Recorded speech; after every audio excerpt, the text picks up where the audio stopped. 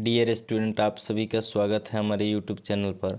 और आज हम लोग बिहार बोर्ड कक्षा विज्ञान की जो महत्वपूर्ण ऑब्जेक्टिव प्रश्न है उनको देखने वाले हैं। तो चलिए बिना देर किए हुए इस वीडियो को शुरू करते हैं। आज का पहला प्रश्न है कि ईंधन क्या है। ऑप्शन दिया है सीएनजी, एलपीजी, लकड़ी, इनमें से सभी। तो देखिए जो सीएनजी है वो भी ईंधन है और सीएनजी का फुल फॉर्म होता है कंप्रेस्ड नेचुरल गैस और इसका उपयोग वाहनों में ईंधन के रूप में किया जाता है। जबकि एलपीजी ये भी ईंधन है और इसका फुल फॉर्म होता है लिक्विड पेट्रोलियम गैस। यह प्रोपेन और ब्यूटेन का मिश्रण है। इसका प्रयोग खाना बनाने के लिए ईंधन के रूप में किया जाता है। तो यहाँ ऑप्शन दे रहा है सीएनजी, एलपीजी, लकड़ी, ये भी ईंधन है। तो इसका राइट आंसर हो जाएगा ऑप्शन नंबर डी, इनमें से सभी। नेक्स्ट प्रश्न है दूसरा, जीवाश्म ईंधन का उदाहरण है। जीवाश्म ईंधन कहा जाता है जीव जंतुओं के अवशेष से जो ईंधन प्राप्त होता है उसको जीवाश्म ईंधन कहा जाता है। पेट्रोलियम ये भी जीवाश्म ईंधन है, कोयला भी जीवाश्म ईंधन है। ऑप्शन सी कह रहा है ए और बी दोनों, तो इसका राइट आंसर होगा ऑप्शन सी। नेक्स्ट है अमोनियम क्लोराइड का जलीय विलयन होता है। तो अमोनियम क्लोराइड जो है उसका अणुसूत्र होता है NH4Cl। अमोनियम क्लोराइड का अणुसूत्र क्या होता है NH4Cl। तो इसका जो जलीय विलयन होता है अमोनियम क्लोराइड का वह अम्लीय होता है। कैसा होता है? अम्लीय होता है। नेक्स्ट है एथेन का आणविक सूत्र C2H6 है। इनमें सहसंयोजक बंधनों की संख्या होगी। तो सहसंयोजक बंधन कहा जाता है इलेक्ट्रॉनों की साझेदारी से जो बंधन बनता है उसे सहसंयोजन बंधन कहते हैं। यहाँ एथेन है तो ये एल्केन श्रेणी का है। एथेन जो है एल्केन श्रेणी का यौगिक है और एथेन का सामान्य सूत्र होता है CnH2n+2। एथेन है तो इसका सूत्र दिया है C2H6। तो इसका जब हम संरचना बनाएंगे C हो जाएगा 2 गो, हाइड्रोजन कितने बंधन है 1 2 3 4 5 6 7। तो यहाँ उप सहसंयोजक बंधनों की संख्या कितनी हो जाएगी? 7 हो जाएगी। तो इसका राइट आंसर होगा option number D. Next question है शल्य चिकित्सा में टूटी हड्डियों को जोड़ने के लिए प्रयुक्त होने वाला रासायनिक पदार्थ क्या? तो इसका राइट आंसर होगा option number C, plaster of Paris. अब देखिए प्लास्टर ऑफ पेरिस का जो सूत्र होता है वह होता है CaSO4 × 12H2। इसको कैल्शियम सल्फेट अर्धहाइड्रेट बोला जाता है। इसके अलावा जो धोने का सोडा है इसका अणुसूत्र होता है Na2CO3 × 10H2। और खाने का जो सोडा है उसका सूत्र होता है NaHCO3। इसका रासायनिक नाम होता है सोडियम बाइकार्बोनेट। तो यहाँ इसका राइट आंसर हो जाएगा हड्डियों को टूटी फूटी हड्डियों को जोड़ने के लिए जो प्रयोग किया जाता है प्लास्टर ऑफ पेरिस का प्रयोग किया जाता है। नेक्स्ट प्रश्न है किस pH मान वाला विलयन सबसे अधिक अम्लीय होगा? तो देखिए जिसका pH मान सब कम होगा ना वो ज़्यादा अम्लीय होगा। यहाँ 4 है, 3 है, 2 है, 1 है। तो 1 सबसे कम है, pH मान 1, तो 1 का जो है ना सबसे अधिक अम्लीय होगा। तो इसका राइट आंसर होगा option number A. Next question है एथाइन में कार्बन कार्बन परमाणुओं के बीच कितने सहसंयोजी बंध बनेंगे एथाइन में? तो एथाइन का जो अणुसूत्र होता है C2H2 होता है। C इसमें 2 होता है, हाइड्रोजन 2 होते हैं। तो यहाँ कार्बन कार्बन के बीच जो बंध बनता है त्रियाबंध बनता है। तो इसका राइट आंसर हो जाएगा ऑप्शन नंबर सी। नेक्स्ट है क्यूपराइट निम्न में से किस धातु का अयस्क है? तो ये कॉपर का क्यूपराइट है। क्यूपराइट है। निम्न में से किसे रासायनिक दूत कहा जाता है? तो ये देखिए हार्मोन को रासायनिक दूत कहा जाता है। किसे? हार्मोन को रासायनिक दूत कहा जाता है। क्यों कहा जाता है? तो ये अपने उत्पत्ति स्थल से दूर की कोशिकाओं में कार्य करते हैं, इसलिए हार्मोन को रासायनिक दूत कहा जाता है। तो इसका राइट आंसर होगा डी। पौधों की उत्सर्जी पदार्थ निम्न में से कौन है? रेजिन है, गोंद है, टैनिन है, इनमें से सभी। तो इसका राइट आंसर होगा ऑप्शन नंबर डी, इनमें से सभी। अगला क्वेश्चन है मोस्ट इम्पोर्टेंट प्रश्न है ये, मानव हृदय में कोष्ठों की संख्या कितनी होती है? तो देखिए मानव का हृदय जो होता है उसमें 2 कोष्ठ ऊपर होते हैं जिसे आलिंद बोला जाता है। तथा 2 कोष्ठ नीचे होते हैं जिसे निलय कहा जाता है। याद कैसे रखेंगे, 2 जो ऊपर वाले कोष्ठ हैं अ से ऊपर अ से आलिंद ना, अ से ऊपर अ से आलिंद, और 2 कोष्ठ नीचे होता है न से नीचे और न से निलय। इस तरह 2 कोष्ठ ऊपर और 2 कोष्ठ नीचे सब मिला के मानव हृदय में कोष्ठों की संख्या कितनी हो गई, 4। तो इस प्रश्न का जो राइट आंसर हो जाएगा वो हो जाएगा ऑप्शन नंबर डी, 4। नेक्स्ट प्रश्न है, निम्न में से कौन हेट्रोक्राइन ग्रंथि है। तो यहाँ हेट्रोक्राइन ग्रंथि जो हो जाएगा यकृत होगा। कौन होगा, यकृत होगा। कारण जान लेते हैं। हेट्रोक्राइन ग्रंथि कहा जाता है जो अंतः एवं बाह्य स्रावी दोनों के रूप में कार्य करती है, उसे हेट्रोक्राइन कहा जाता है। तो इसमें लीवर आ जाता है। लीवर जिसे हम यकृत भी कहते हैं, यह मानव शरीर की सबसे बड़ी ग्रंथि भी है। छोटी ग्रंथि के बारे में बात की जाए, मानव शरीर की सबसे छोटी ग्रंथि, तो ये हो जाएगा पीनियल ग्रंथि। यह पीनियल ग्रंथि कहाँ होता है, मस्तिष्क में होता है। परीक्षा में प्रश्न पूछा जाएगा कि मानव शरीर की सबसे बड़ी ग्रंथि कौन है, तो उत्तर लिखेंगे यकृत। क्या लिखेंगे, यकृत। वही आएगा कि मानव शरीर की सबसे बड़ी छोटी ग्रंथि कौन है, तब पीनियल ग्रंथि, मस्तिष्क। सबसे बड़ी ग्रंथि यकृत और सबसे छोटी ग्रंथि पीनियल ग्रंथि, जो कहाँ होता है, मस्तिष्क में होता है। तो इसका राइट आंसर हो जाएगा ऑप्शन नंबर बी, यकृत। नेक्स्ट प्रश्न है, पौधों में गैसों का आदान प्रदान होता है। तब पौधों में गैसों का जो आदान प्रदान होता है, पत्तियों में छोटे छोटे छिद्र बने होते हैं जिसे रंध्र कहते हैं, और उसी रंध्रों से गैसों का आदान प्रदान होता है। तो इसका राइट आंसर होगा ऑप्शन नंबर बी। नेक्स्ट है, निम्नलिखित में कौन पुरुष हार्मोन है। तो जो टेस्टोस्टेरोन है ना, वह पुरुष हार्मोन है। तो इसका राइट आंसर होगा ऑप्शन नंबर सी। किण्वन क्रिया पाई जाती है, तो ये किण्वन क्रिया ईस्ट में पाई जाती है। किसमें, ईस्ट में। नेक्स्ट है, प्रकाश संश्लेषण होता है दिन में, रात में, दिन और रात दोनों में, इनमें से कोई नहीं। तो प्रकाश संश्लेषण की क्रिया दिन में होती है। क्यों, क्योंकि हम लोग जानते हैं प्रकाश संश्लेषण की क्रिया के लिए सूर्य का प्रकाश का होना आवश्यक है, और सूर्य का प्रकाश उपस्थित रहता है दिन में, इसलिए प्रकाश संश्लेषण की क्रिया कब होती है, दिन में होती है। आयोडीन को निम्नलिखित में से किस द्रव में घुलने पर टिंचर आयोडीन बनता है।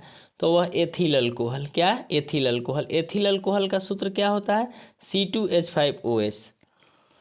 डाल्डा में उपस्थित वसा अम्ल किस प्रकृति का होता है। तो ये होता है संतृप्त। क्या होता है, संतृप्त। प्रोपेनॉन का क्रियात्मक समूह है। तो इसका राइट आंसर होगा ऑप्शन नंबर सी, इथिलीन है। इथिलीन है। तो इसका राइट आंसर होगा ऑप्शन नंबर बी, ओलिफिन। देखिए एथिलीन जो है, एथिलीन इसका सूत्र होता है C2H4। क्या होता है, C2H4। एथिलीन सबसे सरल हाइड्रोकार्बन, सबसे सरल एल्कीन है। इसे ओलिफिन भी कहा जाता है। इसका सूत्र जो होता है CnH2n होता है। निम्नलिखित में कौन जीवाश्म ईंधन नहीं है। तो ये बायोगैस जीवाश्म ईंधन नहीं है। कौन, बायोगैस। टिहरी बांध निर्माण का उद्देश्य क्या था। तो टिहरी बांध निर्माण का जो मुख्य उद्देश्य था, यह बिजली उत्पादन करना। क्या था, बिजली उत्पादन करना। टिहरी बांध कहाँ है, आएगा प्रश्न, टिहरी बांध कहाँ है। तो ये उत्तराखंड में है। कहाँ है, उत्तराखंड में। निम्नलिखित में से कौन सा तत्व आसानी से इलेक्ट्रॉन का त्याग नहीं कर सकता है। तो हम लोग पढ़े हैं, जो धातु होते हैं वो आसानी से इलेक्ट्रॉन त्याग देते हैं, क्योंकि धातुओं के वाह्यतम कोश में 1, 2 और 3 इलेक्ट्रॉन होते हैं। तो यहाँ सोडियम धातु है, मैग्नीशियम धातु है, फेरस धातु है। क्या धातु नहीं है, तो फ्लोरीन धातु नहीं है। तो ये आसानी से इलेक्ट्रॉन त्याग नहीं कर सकता है। तो इसका राइट आंसर होगा ऑप्शन नंबर बी। निम्नलिखित में से किस तत्व में संयोजी इलेक्ट्रॉनों की संख्या सबसे अधिक। इसमें जो बाह्यतम कोश में उपस्थित इलेक्ट्रॉनों की संख्या होती है वही संयोजी इलेक्ट्रॉन होती है। तो सिलिकॉन का परमाणु संख्या 14 होता है। इसका इलेक्ट्रॉनिक विन्यास करेंगे तो होगा 2, 8, 4। तो बाह्यतम कोश में 4 इलेक्ट्रॉन है, इसके बाह्यतम कोश में 3 है, इसमें 5 है, और सोडियम के बाह्यतम कोश में 1 इलेक्ट्रॉन है। यहाँ पूछ रहा है तो सबसे अधिक किसके बाह्यतम कोश में है, तो ये फास्फोरस। आंसर होगा ऑप्शन सी, फास्फोरस के। एक वयस्क मनुष्य के कितने दांत होते हैं। बिल्कुल सिंपल प्रश्न है। इसका आंसर होगा ऑप्शन नंबर बी, 32। मस्तिष्क उत्तरदायी है। मस्तिष्क उत्तरदायी है हृदय स्पंदन के लिए, शारीरिक संतुलन के लिए, सोचने के लिए, इनमें से सभी। तो इन सभी कार्यों के लिए मस्तिष्क उत्तरदायी है। तो इसका राइट आंसर होगा ऑप्शन नंबर डी। नेक्स्ट है, ट्रैकिया किस जीव का श्वसन अंग है? तो ये है कॉकरोच का। किसका? कॉकरोच का। में भोजन का पचना किस प्रकार की अभिक्रिया है? तो ये उपचयन अभिक्रिया है। क्या है? उपचयन अभिक्रिया। पूर्ण विकसित अंडाशय कहलाता है, फल कहलाता है। Right answer C. एक स्त्री में कौन से लिंग गुण सूत्र होते हैं? तो स्त्री में जो लिंग गुण सूत्र होता है XX, और पुरुष में क्या होता है?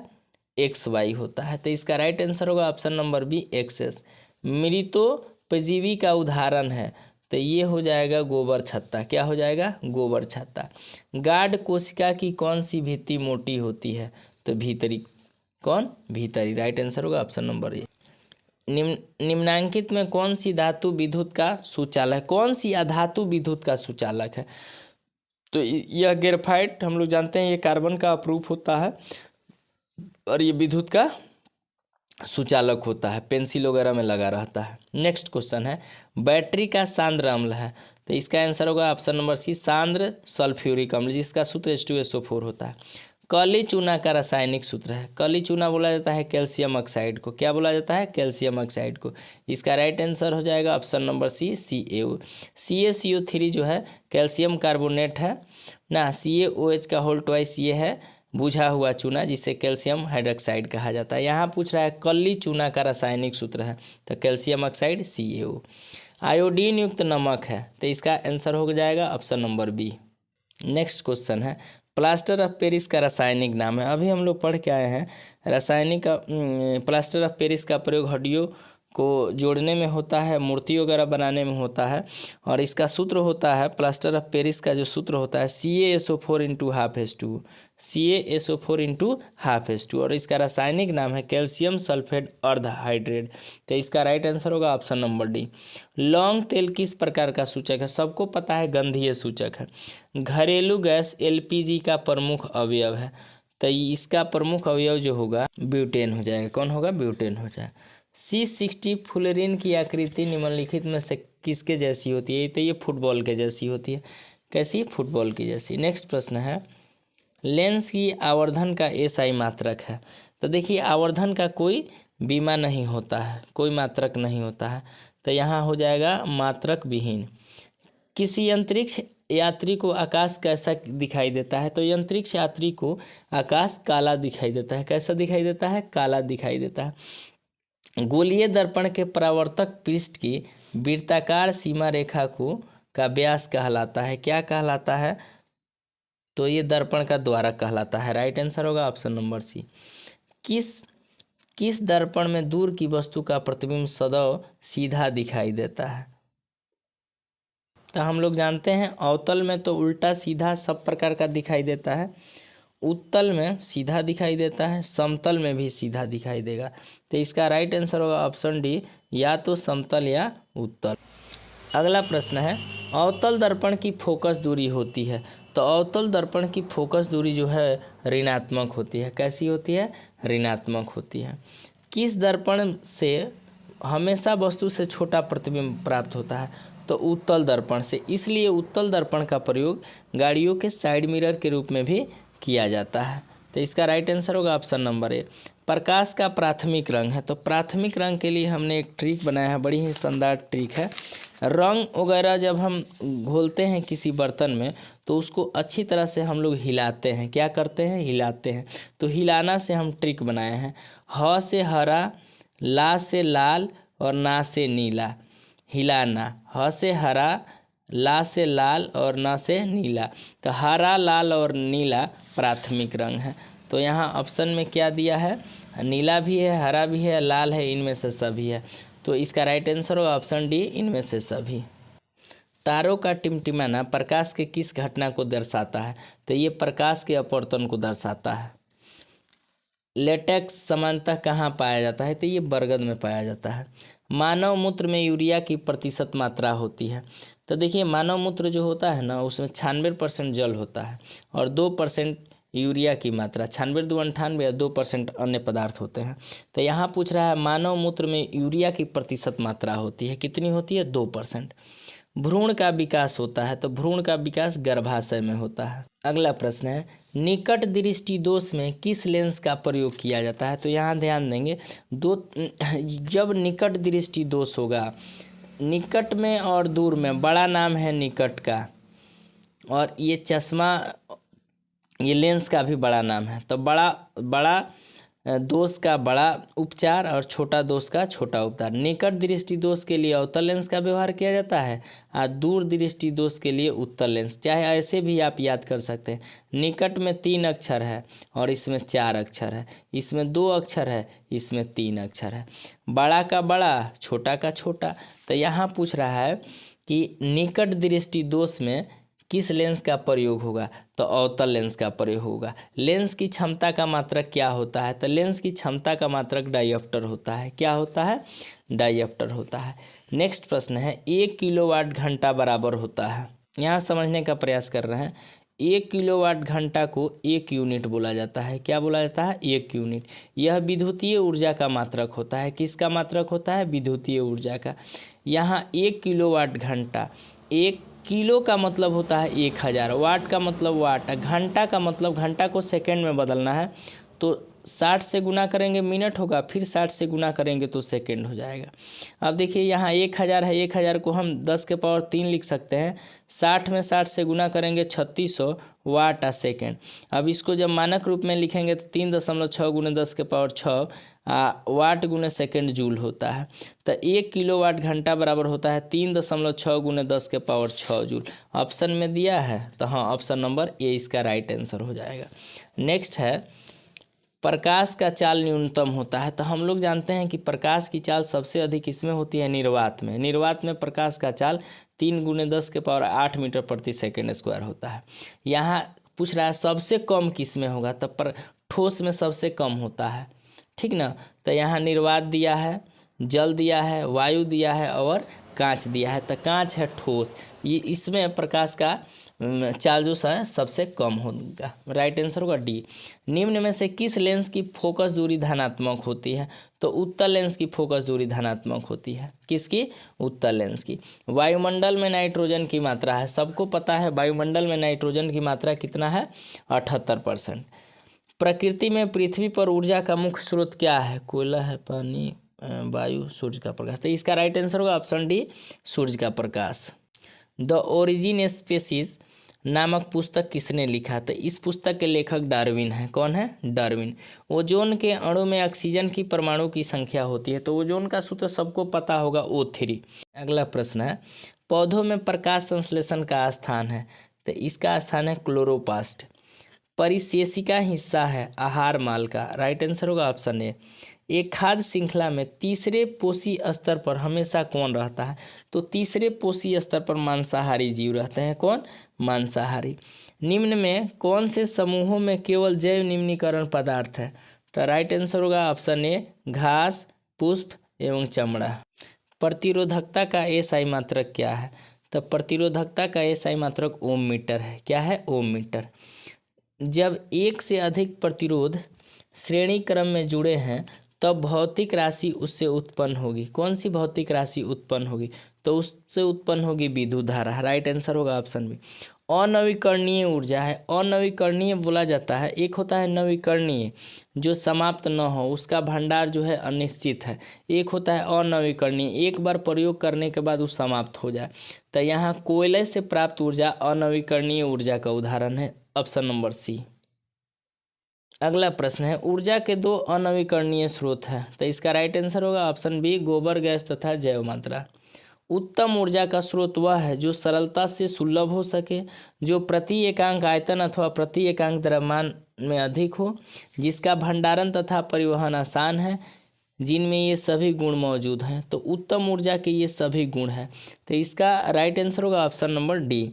कमरे के ताप पर द्रव अवस्था में रहने वाली अधातु कौन है, द्रव अवस्था में अधातु, तो द्रव अवस्था में रहने वाली अधातु है ब्रोमीन। अगर यही पूछ देता है कमरे के ताप पर द्रव अवस्था में रहने वाली धातु कौन है, तो धातु पारा होगा, लेकिन यहाँ धातु नहीं पूछा है, अधातु पूछा है। तो इसका राइट आंसर होगा ऑप्शन सी, ब्रोमीन। आवर्त सारणी में आवर्तों की संख्या कितनी होती है, तो आवर्त सारणी में आवर्तों की संख्या 7 होती है। वही पूछता है कि आवर्त सारणी में वर्गों की संख्या, समूहों की संख्या, तो वर्गों या समूहों की संख्या 18 होती है। यहाँ पूछा है आवर्तों की संख्या, तो आवर्तों की संख्या कितनी होती है, 7। इसका राइट आंसर होगा ऑप्शन नंबर ए। पेंटेन में कितने संरचना समव्ययी होते हैं? तो ये 3 होते हैं। दही में कौन सा अम्ल पाया जाता है? तो दही में लैक्टिक अम्ल पाया जाता है। इमली में टार्टरिक अम्ल पाया जाता है। फार्मिक अम्ल पाया जाता है बिच्छू और चींटी के डंक में। एसिटिक अम्ल पाया जाता है सिरका में। यहाँ पूछ रहा है दही में कौन सा अम्ल, तो right answer option C lactic अम्ल। निम्नलिखित में से किस धातु को केरोसिन में डुबो के रखा जाता है? किस धातु को केरोसिन में डुबो कर रखा जाता है? तो ये सोडियम को केरोसिन में तेल में डुबो के रखा जाता है, क्योंकि सोडियम बहुत ही अभिक्रियाशील धातु है। Al4C3 के जल अपघटन से निम्नलिखित में से कौन बनता है? तो ये बनता है मेथेन। कौन बनता है? मेथेन बनता है। वह धातु जो सिर्फ अम्ल राज्य में घुलता है कौन है? तो सोना अम्ल राज्य में घुलता है।